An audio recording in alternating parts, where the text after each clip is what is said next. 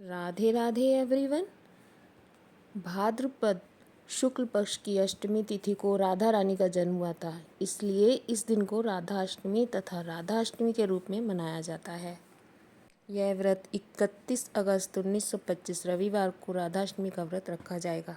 ब्रह्म वेदांत पुराण के अनुसार एक समय की बात है, गोलोक धाम जहाँ श्री कृष्ण अपने नित्य विहार करते हैं, वहीं राधा रानी भी श्री कृष्ण के साथ निवास करती थी। एक बार की बात है कि जब राधा रानी कुछ समय के लिए गोलोक की से दूर थी, श्री कृष्ण अपनी एक सखी विरजा के साथ विहार कर रहे थे।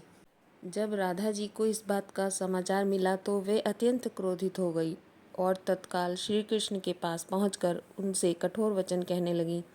राधा रानी का यह रूप देखकर श्री कृष्ण के परम भक्त श्री दामा को बहुत दुख हुआ। उन्होंने सोचा कि राधा जी ने प्रभु श्री कृष्ण से अनुचित व्यवहार किया है, इसी कारण क्रोधवश श्री दामा ने राधा जी को शाप दे दिया कि हे देवी, आपको अपने दिव्य धाम गोलोक को छोड़कर पृथ्वी लोक पर जन्म लेना पड़ेगा। यह शाप सुनकर राधा रानी और भी क्रोधित हो गई और उन्होंने प्रतिशोध में श्री दामा को शाप दे दिया, हे श्री दामा, तुम भी राक्षस कुल में जन्म लोगे और वहाँ अपने कर्मों के कारण अत्यंत मृत्यु को प्राप्त होगे।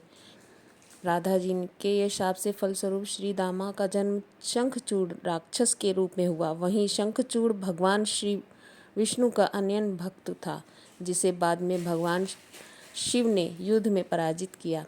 उधर जब राधा जी को क्रोधावस्था में पहुंची, तभी उनकी सखी विरजा यह दृश्य देखकर अत्यंत व्यथित हुई और वहां से चली गई। वे जाकर नदी के स्वरूप में परिवर्तित हो गई।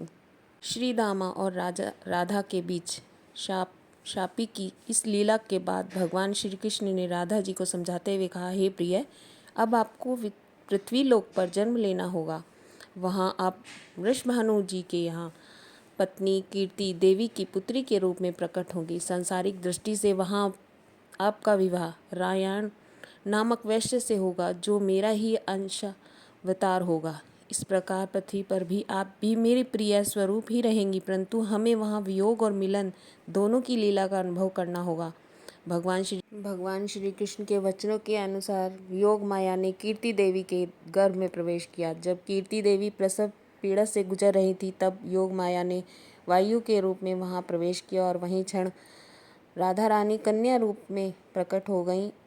इस प्रकार देवी राधा को दिव्य अवतरण पृथ्वी पर हुआ और वे वृषभानु जी की लाडली पुत्री के रूप में बरसाना धाम में पली बड़ी। राधे राधे फ्रेंड्स, राधे राधे।